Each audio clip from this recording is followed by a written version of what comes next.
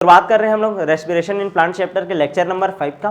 ठीक है, इसमें आज हम लोग पढ़ेंगे किसके बारे में, ऑक्सीशोषण की दक्षता के बारे में। ठीक है ना, कि टोटल जब ऑक्सीशोषण होता है ना, एरोबिक रेस्पिरेशन होता है, तो कितना एनर्जी का प्रोडक्शन होता है। ठीक है, कितना एनर्जी का प्रोडक्शन होता है। जैसे कि ध्यान से समझना, एक ग्लूकोज में, ध्यान से समझना, एक ग्लूकोज में कितना किलो कैलोरी ऊर्जा है, एनर्जी है, कितना किलो कैलोरी एनर्जी है, और उसमें का कितना हम लोग क्या कर दिए, हम लोग निर्माण किए। एक ग्लूकोज को खा रहे हो तो इतना किलो कैलोरी उसमें एनर्जी है, उसको खाए तो तुमको कितने किलो कैलोरी एनर्जी मिला। ठीक है ना, उसको देखते हैं। जब उसका हम लोग क्या किए, ऑक्सीजन के प्रेजेंस में ऑक्सीडेशन किए, तो क्लियर है कि नहीं। ऑक्सीडेशन और क्या बोलते हैं, कंबस्टन। ठीक है ना, कंबशन प्रोनाउंस नहीं कर पा रहा हूँ अच्छे से मैं, दहन, दहन हिंदी में क्या वर्ड होता है, दहन, जलाना। ठीक है ना, ठीक है, तो जब जलाते हैं हम लोग, ठीक है ना, तो भी एनर्जी प्रोड्यूस होता है कोई चीज़ को, और क्या बोलते हैं, रेस्पिरेशन करते हैं तो भी एनर्जी प्रोड्यूस होता है। लेकिन जो आपका दहन वाला प्रक्रिया है, जिसमें जला करके एनर्जी प्राप्त करते हैं, वो सेल के बाहर का प्रक्रिया है। ठीक है ना, सेल के बाहर का प्रक्रिया है। ठीक है, और रेस्पिरेशन हो रहा है वो कहाँ हो रहा है, सेल के अंदर हो रहा है। क्लियर है कि नहीं, ये वाला प्रोसीजर हो गया था। तो आज हम लोग मेनली किसके बारे में पढ़ेंगे कि ये जो आपका एरोबिक रेस्पिरेशन होता है उसका कितना कैपेसिटी होता है, वो कितना एनर्जी प्रोड्यूस करता है, कितना परसेंटेज मिलता है। जैसे कि मैं, ध्यान से समझना, मैं 50 रुपये का सामान लाया, ठीक है, और उसको कितने रुपया में बेचा, 70 रुपया में बेचा, कितने का फ़ायदा हुआ, 20 रुपये का। समझ आ रहा है कि नहीं। या फिर ऐसा समझो कि मैं ऐसा किया, 50 रुपये का खाना खाया, लेकिन उससे जो मेरे को एनर्जी मिला, कितना मिला, मात्र 30 रुपये के लायक। कितने रुपये के लायक, 30 रुपये के लायक। तो 30/50 करूँगा, गुणित क्या कर दूंगा मैं, 100, तो उसका परसेंटेज निकल जाएगा कि मेरे टोटल कितना परसेंटेज एनर्जी मिला। समझ आ रहा है कि नहीं। यानी कि मैं इतना एनर्जी का कंपाउंड को खाया और इतना एनर्जी ही बस बना, तो मेरे को 100% एनर्जी मिलना चाहिए था। यदि मैं पूरा एक ग्लूकोज खाया तो पूरा ग्लूकोज में जितना एनर्जी है सब के सब मिलना चाहिए, लेकिन ऐसा होता है क्या, नहीं। क्लियर है कि नहीं। तो उसी के बारे में पढ़ना है। दूसरा हम लोग को पढ़ना है अनऑक्सीशोषण क्या होता है, एनाएरोबिक रेस्पिरेशन क्या होता है, और वह कितने टाइप का होता है। ठीक है, और उसके बाद हमको लास्ट में पढ़ना है एरोबिक और एनाएरोबिक रेस्पिरेशन में अंतर, ऑक्सी और अनऑक्सीशोषण में अंतर पढ़ना है। तो सबसे पहले हम लोग पढ़ते हैं ऑक्सीशोषण की दक्षता। क्या पढ़ेंगे, ऑक्सीशोषण की दक्षता। ध्यान से समझना, ठीक। जब एक एटीपी बनता है, ध्यान देना ना, जब एक एटीपी बनता है तो हमको 8150 किलो कैलोरी एनर्जी मिलता है। क्लियर है। जब एक एटीपी बनता है, ध्यान समझना, तो हमको कितना किलो कैलोरी एनर्जी मिलता है, 8150। यहाँ तक क्लियर है। तो उस हिसाब में हमारा जो ऑक्सीशोषण होता है, तो टोटल कितना एटीपी बनता है, 38 एटीपी का फॉर्मेशन होता है। 38 एटीपी इंटू आपका 8150 का क्या हो जाएगा, आपका गुणा हो जाएगा। गुणा होगा तो कितना किलो कैलोरी एनर्जी मिलेगा हम लोगों को, लगभग मिलता है 30,000, नहीं 30,000 बोल रहा हूँ, इकाई, दहाई, सैकड़ा, हज़ार, 10,000, लाख, 3,97,000 किलो कैलोरी ऊर्जा। ठीक है, लगभग राउंड फिगर। ठीक है, इतना एनर्जी मिलता है, इतना ज़्यादा अमाउंट में। क्लियर है। लेकिन जब हम लोग एक ग्लूकोज को खाते हैं, ये इतना हमारा प्रोडक्शन होता है, बोल रहा हूँ, इतना किलो कैलोरी एनर्जी का क्या होता है, प्रोडक्शन होता है। लेकिन जब हम लोग इसका एनालिसिस करते हैं कि एक ग्लूकोज में टोटल कितना एनर्जी रहता होगा, एक ग्लूकोज में टोटल कितना एनर्जी रहता होगा, तो उसका मान आता है आपका 6,86,000 के आसपास। लाख कितना आ जाता है, 6,86,000। कितना आता है, 6,86,000। मतलब कहीं ना कहीं इस एक ग्लूकोज को खाया होगा तो पूरा एनर्जी मिलना चाहिए था मेरे को, लेकिन मिला केवल कितना है, 3,97,000 मिला। कितना मिला है, 3,97,000। समझ आ रहा है कि नहीं। मतलब आधे से भी थोड़ा सा कम है। क्लियर है कि नहीं। तो इसका यदि मैं परसेंटेज निकालूं, 3,97,000 बटे 6,86,000 गुणित क्या करूंगा मैं, 100, तो इसका मान आता है राउंड फिगर 45%। कितना आता है, 45%। बस दिमाग में रखना, कितना परसेंट, 45% आता है। यहाँ तक क्लियर है कि नहीं, समझ आया।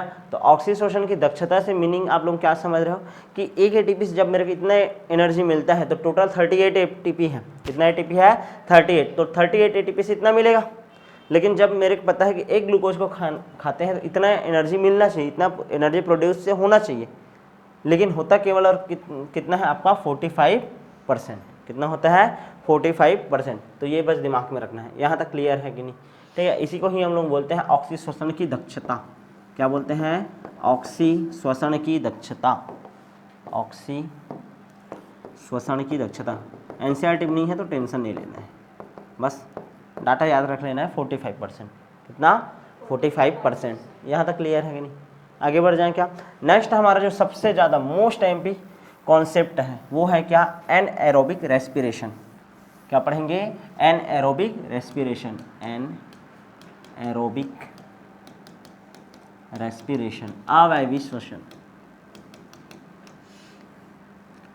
अवायवीय श्वसन, अवायवीय, या फिर इसे क्या बोलते हैं? अनाक्सी। क्या बोलते हैं? अनाक्सी श्वसन। क्या होता है अवायवीय या अनाक्सी श्वसन? ध्यान से समझने का कोशिश करो। इससे पहले जब क्लास हुआ था तो हम लोगों ने क्या बात किया था? ध्यान देना कि कोई भी सेल होता है, ध्यान से समझना, कोई भी सेल होता है, ठीक है, तो उस सेल में ध्यान देना, उस सेल में क्या होता है? आपका माइटोकॉन्ड्रिया होता है। कौन होता है? माइटोकॉन्ड्रिया होता है। यहाँ तक क्लियर है?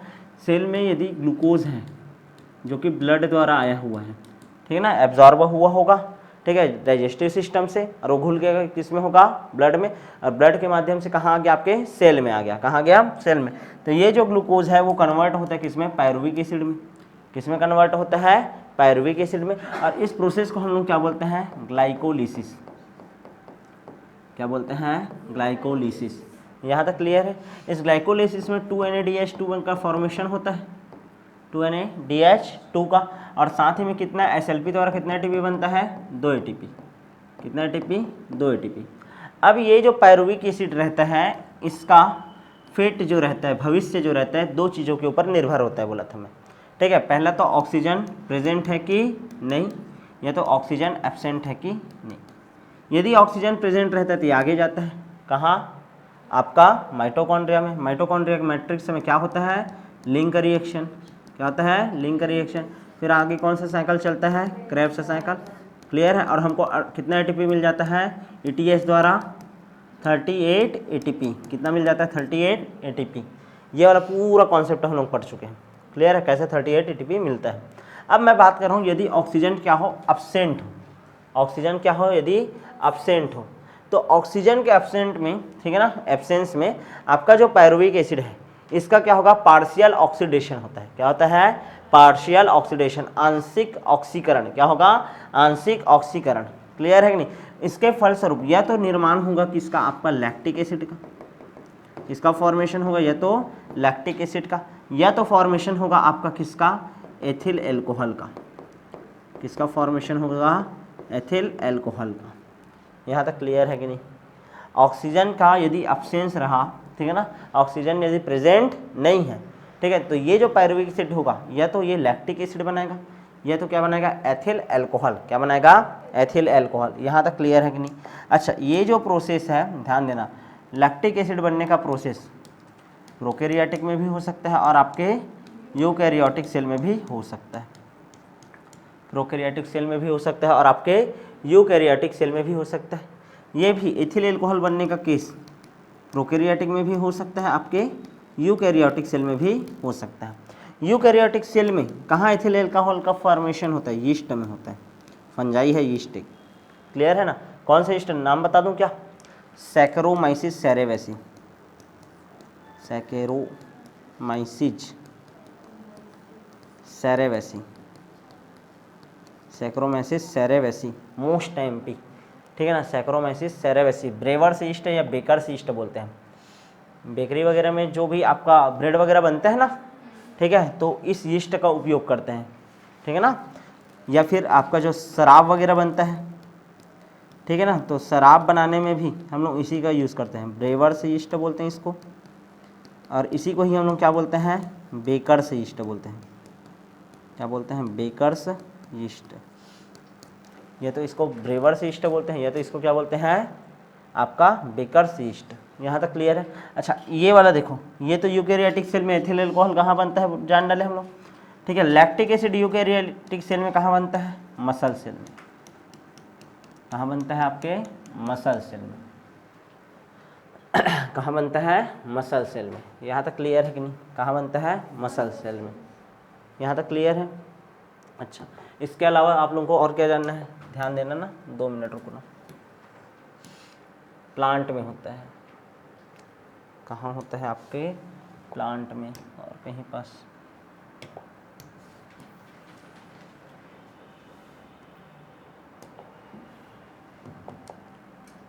ये दोनों, ठीक है ना। यहाँ प्रोकैरियोटिक हो गया, प्रोकैरियोटिक में नॉर्मली सबसे ज़्यादा यही होगा, ठीक है, एथिल अल्कोहल का फॉर्मेशन होता है। और इसमें भी प्रोकैरियोटिक में किसका फॉर्मेशन होता है, आपका लैक्टिक एसिड का। यानी लैक्टिक एसिड, ध्यान समझना, लैक्टिक एसिड प्रोकैरियोटिक में भी बन सकता है, ठीक है, प्रोकैरियोटिक में भी बन सकता है और यूकैरियोटिक में। यूकैरियोटिक में कहाँ बनेगा, केवल मसल सेल में। कहाँ बनेगा, मसल सेल में। यहाँ तक क्लियर है कि नहीं, यहाँ तक समझ आ गया, ठीक है। प्रोकैरियोटिक में एथिल अल्कोहल का फॉर्मेशन होता है, लेकिन यूकैरियोटिक में पूछेगा स्पेशल तो कहाँ बताओगे तुम लोग, यीस्ट में बस, ठीक है। ये क्वेश्चन पूछता है, इस कारण इन दोनों को बस मैं अलग से डिफाइन कर दिया हूँ, क्लियर है ना। नहीं नॉर्मली तुमको पूछा जाएगा अनऑक्सीडेशन कहाँ होता है करके, तो सीधा जवाब दे देना, प्रोकैरियोटिक सेल में होता है। कहाँ होता है, प्रोकैरियोटिक में मोस्टली। कहाँ होता है, प्रोकैरियोटिक, लेकिन यूकैरियोटिक में भी हो सकता है। यूकैरियोटिक में कहाँ कहाँ होता है, यीस्ट में हो सकता है भैया, और कहाँ हो सकता है, मसल सेल में हो सकता है। कहाँ हो सकता है, मसल सेल में। यहाँ तक क्लियर है कि नहीं, मतलब ध्यान समझना, अनऑक्सीडेशन किसे कहते हैं। अब हमारा कहानी यहाँ से शुरू होगा। यहाँ तक क्लियर है कि नहीं, सबको समझ आया कि नहीं, क्या बोल रहा हूँ मैं, ठीक है। ऑक्सीजन यदि प्रेजेंट रहा तो ये पूरा रिएक्शन चला, यदि ऑक्सीजन एब्सेंट है तो या तो एथिल अल्कोहल का फॉर्मेशन होगा, या तो किसका होगा, लैक्टिक एसिड का। किसका फॉर्मेशन होगा, लैक्टिक एसिड का। एथिल अल्कोहल का मोस्टली जितने भी प्रोकैरियोटिक हैं उनमें एथिल अल्कोहल प्रोडक्शन होता है, ठीक है ना। क्या बनता है, एथिल अल्कोहल। और यूकैरियोटिक भस्म में कौन बनाता है, यीस्ट। कौन बनाता है, यीस्ट। वैसे ही लैक्टिक एसिड जो रहता है प्रोकैरियोटिक में बनता है, और यूकैरियोटिक में लैक्टिक एसिड कहाँ बनता होगा, आपके मसल सेल में बनता है। कहाँ बनता है, मसल सेल में। यहाँ तक क्लियर है कि नहीं, इसको बस ऐसे बना सकते हो तुम लोग पेपर में चाहो तो। यहाँ तक क्लियर है कि नहीं, आगे बढ़ जाएं, ठीक है। अब हम लोग स्पेशली बात करेंगे फिर से, ये ऑक्सीजन एब्सेंट है ना, अब थोड़ा सा लिखेंगे भी ना, ठीक है। क्या कहानी चलता है, अनऑक्सीडेशन क्या होता है, इन सब के बारे में थोड़ा सा डील करते हैं, क्लियर है। चलो भाई,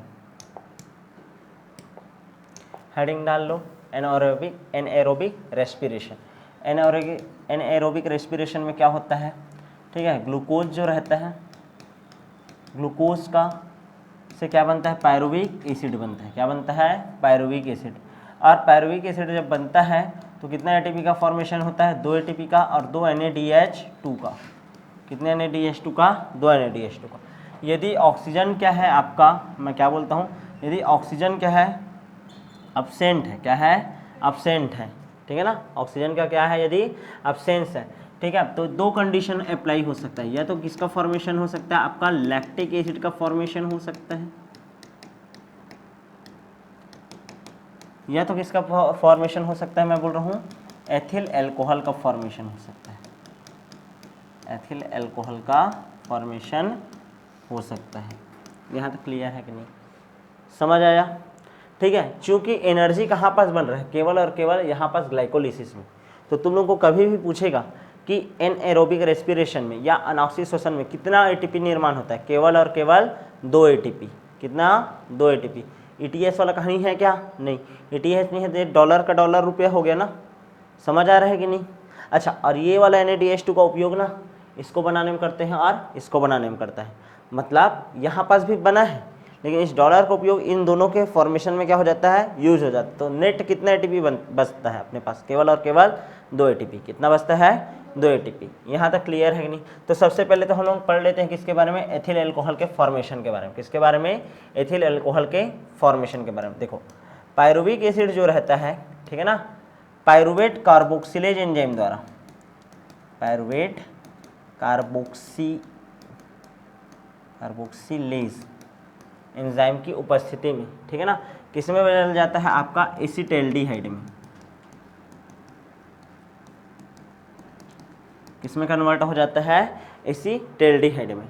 फिर ये जो एसिटाल्डिहाइड रहता है, ध्यान समझना, ये वाला जो आपका एसिटाल्डिहाइड है, ठीक है ना, CH3CHO, एसिटाल्डिहाइड, फॉर्मूला किसका है, एसिटाल्डिहाइड। ये एसिटाल्डिहाइड जो रहेगा किसके साथ क्रिया करता है, NADH2 से। किसके साथ क्रिया करेगा, NADH2 से, और कन्वर्ट हो जाता है आपके किसमें, C2H5OH में। किस में कन्वर्ट हो जाएगा, C2H5OH में। यहाँ तक क्लियर है, समझ आया कि नहीं। चलो एक बार अच्छे से समझे क्या, ध्यान दो। पायरुविक एसिड का फॉर्मूला होता है CH3 C double bond COOH, ये होता है CH3 C double bond COOH, ये होता है पायरुविक एसिड बना है। ग्लूकोज से क्या बना है, पायरुविक एसिड। ये पायरुविक एसिड एक एंजाइम आएगा पायरुवेट कार्बोक्सिलेज, क्या आएगा, पायरुवेट कार्बोक्सिलेज। मैं बताया था कार्बोक्सिलेज एंजाइम लग रहा है, मतलब वहाँ से क्या निकलेगा, CO2, क्या निकल जाएगा, CO2। तो यहाँ पास से निकाल दो किसको, CO2 को। जैसे ही CO2 को निकालोगे, चलो ध्यान दो इधर, CO2 को निकालोगे तो यहाँ पास से CO2 निकला, तो CO2 को निकल जाएगा तो क्या बचेगा, CH3CHO। इसको क्या बोलते हैं हम लोग, एसिटाल्डिहाइड। क्या बोलते हैं, एसिटाल्डिहाइड। अब ये जो एसिटाल्डिहाइड है, यहाँ पास NADH2 बना था, उस NADH2 के 2H को यूज़ करेगा, किसको यूज़ करेगा, 2H को। अब ध्यान से समझना, 2H को जब यूज़ करेगा तो देखो 2H एक्स्ट्रा इसके पास आएगा, ये देखो C2 है, C2 है, H कितने हैं, 3 और 1 4, 3 और 1 4, 2 और आया तो कितना हो जाएगा, 6। तो यहाँ पास देखो 5 और 1 6, और ऑक्सीजन का ऑक्सीजन। समझ आया कि नहीं, क्लियर है कि नहीं। तो 2 स्टेप में किसका फॉर्मेशन हुआ आपका, एथिल एल्कोहल का। किसका फॉर्मेशन हो गया, एथिल एल्कोहल का। यहाँ तक क्लियर है कि नहीं। अच्छा, यहाँ पास एक एंजाइम, यहाँ पास पायरुवेट डी कार्बोक्सिलेज एंजाइम काम किया है, पायरुवेट कार्बोक्सिलेज, ठीक है। यहाँ पास काम करता है आपका एल्कोहल डिहाइड्रोजिनेज,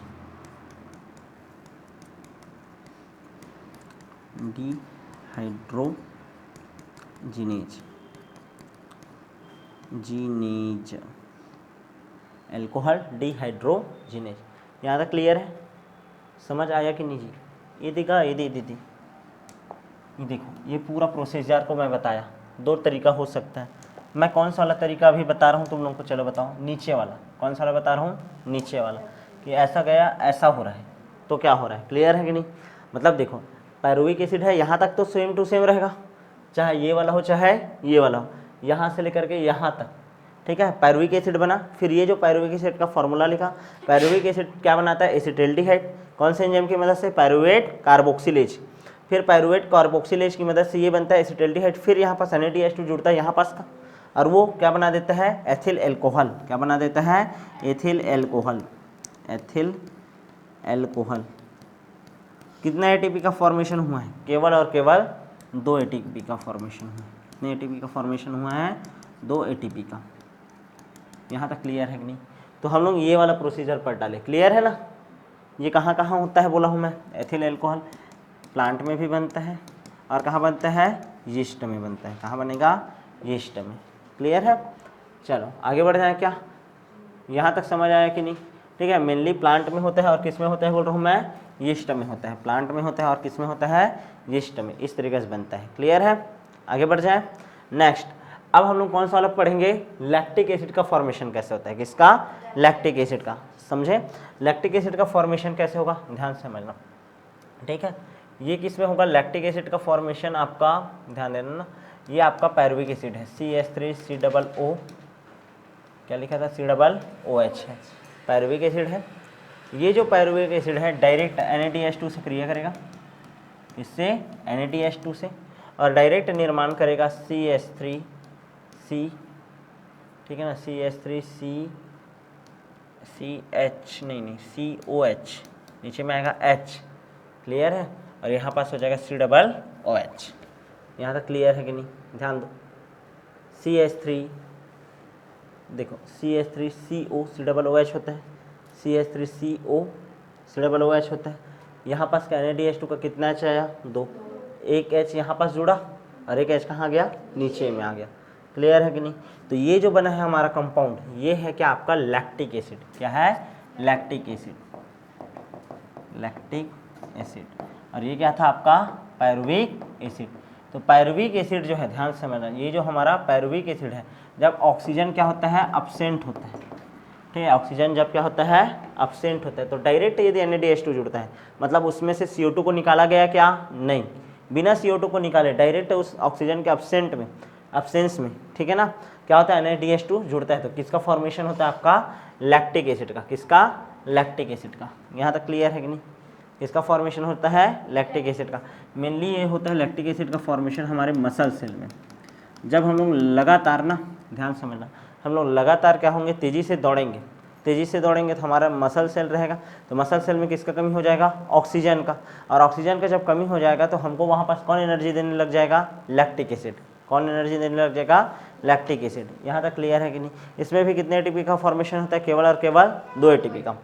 यहाँ तक समझ आया कि नहीं। आप लोगों को ना इसके बारे में और ज़्यादा अच्छे से पढ़ाऊँगा मैं, कब, जब श्वसन चैप्टर चलेगा ना ह्यूमन में। तो दौड़ने वाले जो रहते हैं ना, ठीक है ना, वो 2 टाइप के रहते हैं। एक उसेन बोल्ट की तरह रहते हैं, एकदम फट से तेज़ी के साथ भागते हैं, और एक थोड़ा सा स्लो रनिंग वाले लोग रहते हैं। क्लियर है। तो दोनों में क्या अंतर है उसके बारे में पढ़ेंगे, किसमें मायोग्लोबिन प्रेजेंट रहता है, किसमें नहीं। तो वहाँ पास एक बार फिर से लैक्टिक एसिड वाला कॉन्सेप्ट लाऊंगा। क्लियर है, यहाँ तक समझ आया कि नहीं। तो ध्यान से समझना, ठीक है। जब ऑक्सीजन क्या हो, अब्सेंस हो, तो 2 चीज़ का फॉर्मेशन हो सकता है, या तो एथिल एल्कोहल का या तो लैक्टिक एसिड का। और दोनों को ही हम लोग क्या बोलते हैं, एनएरोबिक रेस्पिरेशन, अनाक्सी श्वसन। क्या बोलते हैं, अनाक्सी श्वसन। ऑक्सी श्वसन का कैपेसिटी कितना परसेंटेज बताया था मैं तुम लोगों को, 45% देखे थे अभी कुछ देर पहले बनाए थे ना। कितना परसेंट आता था उसका, 45%। इसका कितना परसेंटेज आता है करके कभी भी पूछेगा तो दिमाग में छाप के रखना, 29.2% आता है। कितना आता है, 29.2%, बहुत कम है। क्लियर है ना, 29.2%। यहाँ तक क्लियर है। तो हम लोग क्या क्या पढ़ लिए, ऑक्सीश्वसन, अनऑक्सीश्वसन। अब दोनों में हम लोग क्या पढ़ेंगे, अंतर पढ़ लेते हैं अभी, ठीक है। ऑक्सी और अनऑक्सी में अंतर। क्लियर है। ऑक्सी और अनऑक्सी में अंतर यदि करना है, ठीक है, एरोबिक रेस्पिरेशन, एरोबिक रेस्पिरेशन, और ये क्या है, एन एरोबिक रेस्पिरेशन। क्लियर है। वायवी श्वसन, इसको क्या बोलते हैं, अवायवी श्वसन। तो सबसे पहला चीज़ ये ऑक्सीजन के प्रेजेंस में होता है, ऑक्सीजन की उपस्थिति में होता है। ये ऑक्सीजन के अनुपस्थिति में होता है, एब्सेंट में होता है। यहाँ तक क्लियर है। सबसे पहले तो यही अंतर लिखोगे, ऑक्सीजन की उपस्थिति में होता है, और यहाँ पास ये क्या होता है, ऑक्सीजन की अनुपस्थिति में होता है।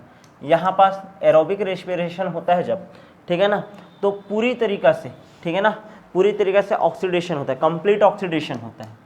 भोज्य पदार्थों का क्या होता है, कंप्लीट ऑक्सीडेशन। जितना भी CO2 रहेगा सब के सब, ध्यान देना, जैसे कि C6 है, H12 व O6 है, कितना कार्बन है यहाँ पास, 6।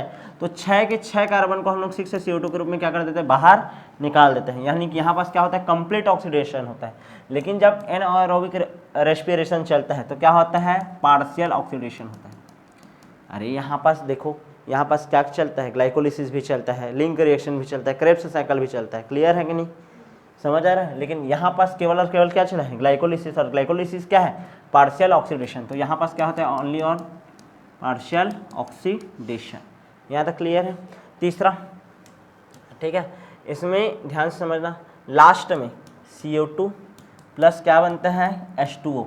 क्या बनता है, CO2 प्लस H2O, ठीक है ना, लास्ट प्रोडक्ट, ठीक है ना, लास्ट प्रोडक्ट क्या बनता है आपका, CO2 प्लस H2O। लेकिन इसमें जो लास्ट प्रोडक्ट बनता है, इसमें जो लास्ट प्रोडक्ट बनता है वो क्या क्या बनता है, CO2 बनता है, क्या बनता है, और लैक्टिक एसिड बनता है। क्या बनता है, लैक्टिक एसिड, या तो फिर क्या बनता है, एथिल एल्कोहल। क्या बनता है, एथिल एल्कोहल, अभी पढ़े हैं, ठीक है। अच्छा, जब एरोबिक रेस्पिरेशन होता है तो ग्लाइकोलिसिस भी होता है, ग्लाइकोलिसिस भी होता है, और क्या होता है बोला हूँ मैं आप लोगों को, लिंक रिएक्शन भी होता है, और क्या होता है, क्रेब्स साइकिल भी होता है, क्रेब्स साइकिल भी होता है। क्लियर है, तीनों कंप्लीट होते हैं। बट जब आपका एनाएरोबिक रेस्पिरेशन होता है, जब आपका एनाएरोबिक रिएक्शन होता है तो केवल और केवल क्या होता है, ग्लाइकोलिसिस। क्या होता है, केवल ग्लाइकोलिसिस होता है। क्लियर है। अच्छा, इसमें कितने एटीपी का फॉर्मेशन होता है, 38 एटीपी का फॉर्मेशन होता है, 38 एटीपी बनता है। और यहाँ पास कितने एटीपी बनते हैं, ओनली ऑन 2 एटीपी। कितना एटीपी का फॉर्मेशन होता है, 2 एटीपी का। क्लियर है कि नहीं, ठीक। अच्छा, ये मोस्टली सभी ऑर्गेनिज्म में होता है, मोस्टली जितने भी ऑर्गेनिज्म है ना, मोस्टली ऑल ऑर्गेनिज्म में होता है ना। बट ये बहुत ही कम, ठीक है ना, एकदम मिनिमम ऑर्गेनिज्म, ठीक है, बहुत कम जीवों में होता है।